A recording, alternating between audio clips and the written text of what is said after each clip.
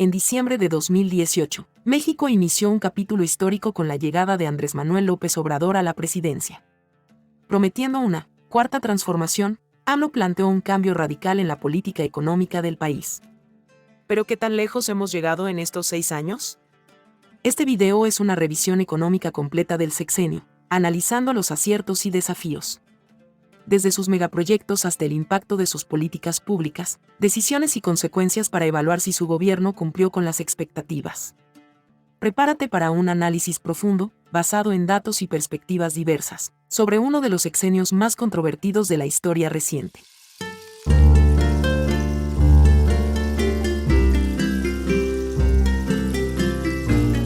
López Obrador inició su sexenio en 2018 con un crecimiento del Producto Interno Bruto de México del 2%, evidenciando una desaceleración en comparación con años anteriores.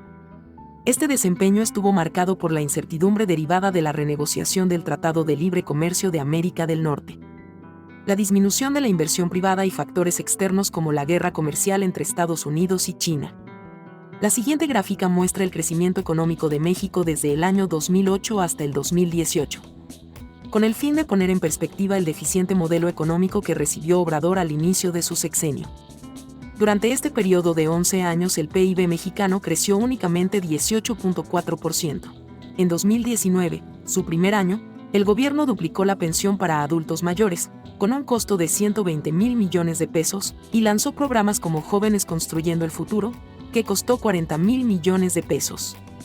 Sin embargo, el crecimiento económico fue apenas del 0.1%, afectado por la incertidumbre tras la cancelación del aeropuerto de Texcoco, que implicó pérdidas de 331,000 millones de pesos.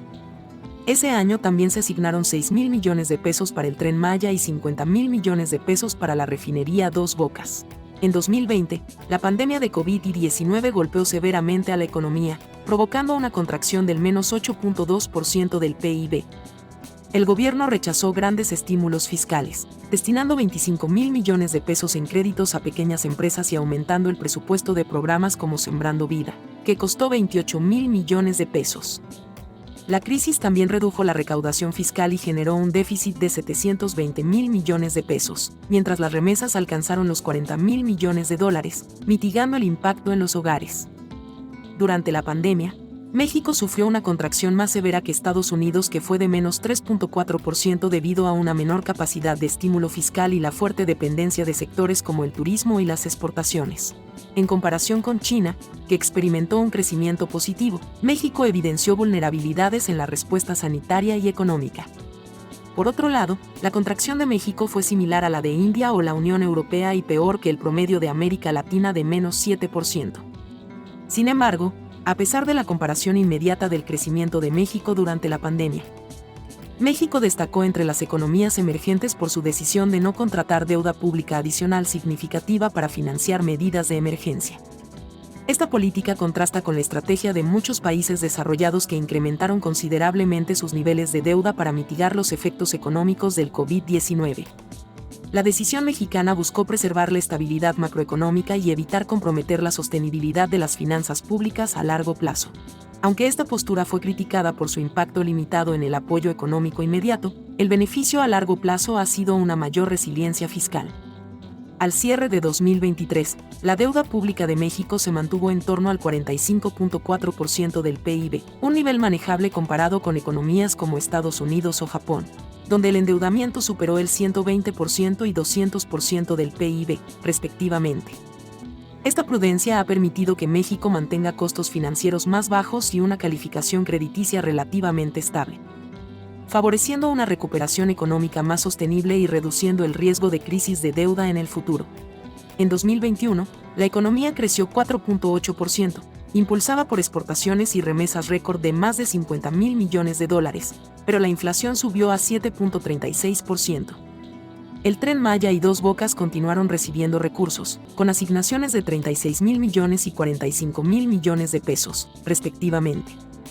Además, el salario mínimo aumentó un 15%, impactando positivamente en los ingresos de los trabajadores, pero generando costos para las empresas. La reforma eléctrica, aunque no fue aprobada, desató tensiones con el sector privado y socios comerciales. En 2022, la economía creció 3.1%, aunque la inflación alcanzó su nivel más alto en 2 décadas, cerrando en 8.7%. El Banco de México elevó la tasa de interés al 10.50%, encareciendo el crédito. Los megaproyectos continuaron avanzando, con el Tren Maya alcanzando un costo acumulado de 200,000 millones de pesos y Dos Bocas disparándose a 190,000 millones de pesos. Mientras tanto, las remesas siguieron aumentando, ingresando más de 58,000 millones de dólares, y el fenómeno del nearshoring atrajo inversiones extranjeras directas de 35,000 millones de dólares. Por otro lado, el 24 de marzo de 2022, el presidente López Obrador anunció en su conferencia matutina que el Banco de México había decidido aumentar su tasa de interés de referencia en 50 puntos base, alcanzando el 6.5%. Este anuncio ocurrió horas antes de que Banxico lo oficializara, lo que generó controversia por la posible vulneración de la autonomía del Banco Central. El anuncio también sorprendió porque la información de las decisiones de política monetaria es confidencial hasta su divulgación oficial. Aunque algunos expertos indicaron que este acto no tuvo un impacto significativo en los mercados debido a que el aumento de la tasa ya estaba ampliamente anticipado. Otros señalaron que el incidente dañaba la percepción de la independencia de Banxico, un pilar fundamental para la estabilidad financiera del país. Para 2023, la economía mexicana mostró resiliencia con un crecimiento de 3% y una inflación descendente que cerró en 4.6%. Los megaproyectos continuaron siendo prioritarios, con el Tren Maya absorbiendo 143,000 millones de pesos adicionales y Dos Bocas alcanzando un costo acumulado de 230,000 millones de pesos. Las remesas siguieron siendo fundamentales, superando los 58,000 millones de dólares, mientras el salario mínimo volvió a aumentar un 20%, beneficiando a los trabajadores, pero generando presión para las pequeñas y medianas empresas. En 2024, el último año de la administración, los proyectos insignia como el Tren Maya, con un costo final estimado superior a 320,000 millones de pesos, y la refinería Dos Bocas, que necesitará subsidios anuales de 30,000 millones de pesos, comenzaron a operar. Sin embargo, el gasto en programas sociales, como la pensión para adultos mayores, que alcanzó 350,000 millones de pesos, elevó el déficit fiscal a un proyectado 4.9% del PIB. Con un crecimiento estimado de 2.5% a 3%, la economía cerró el sexenio dependiendo en gran medida de las remesas, que aportaron más de 250,000 millones de dólares durante el gobierno, y del comercio con Estados Unidos. Durante el sexenio de López Obrador, el término superpeso se popularizó en referencia a la fortaleza del peso mexicano frente al dólar estadounidense y otras monedas internacionales. Esta apreciación de la moneda mexicana fue uno de los fenómenos económicos más destacados del periodo 2018 a 2024, alcanzando su punto más notable en 2023, cuando el peso se cotizó por debajo de los 17 pesos por dólar, niveles no vistos en casi una década. El superpeso fue impulsado por varios factores. En primer lugar, México atrajo flujos significativos de inversión extranjera directa y capitales especulativos, favorecidos por tasas de interés elevadas establecidas por el Banco de México para combatir la inflación.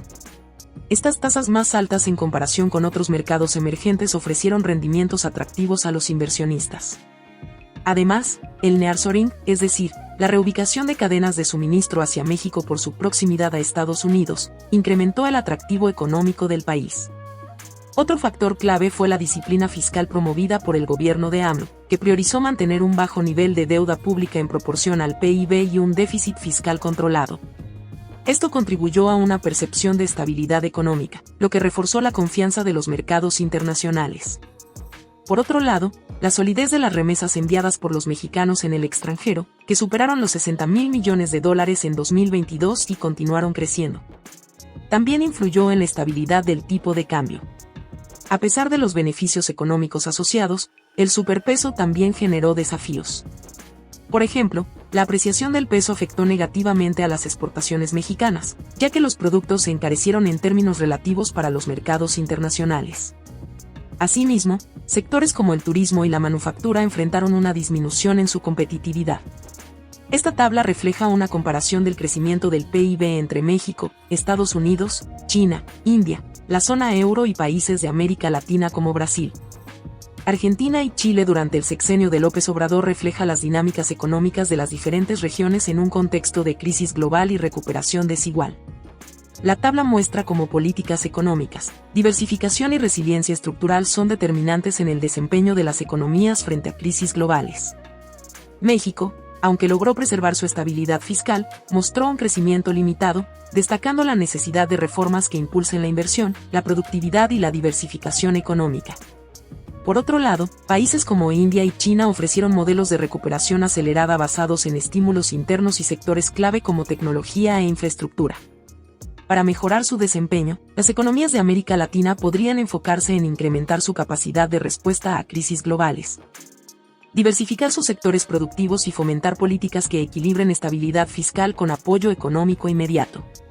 El crecimiento mexicano respecto a los otros países parecería deficiente. Sin embargo, debemos tomar en cuenta que la estamos comparando con las economías más importantes a nivel global y regional.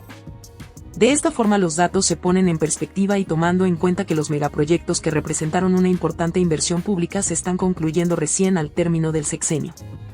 Sus beneficios se verán reflejados a largo plazo, un elemento con el que no cuentan algunos países de la comparación. El futuro de México y de la región dependerá de cómo aprovechen estas lecciones para fortalecer su resiliencia económica, impulsar sectores estratégicos y garantizar un crecimiento más sostenido e inclusivo. Gracias por acompañarnos en este análisis. Si te gustó este contenido, no olvides darle like, compartir y suscribirte para más temas económicos explicados de manera clara. Nos vemos en el próximo video.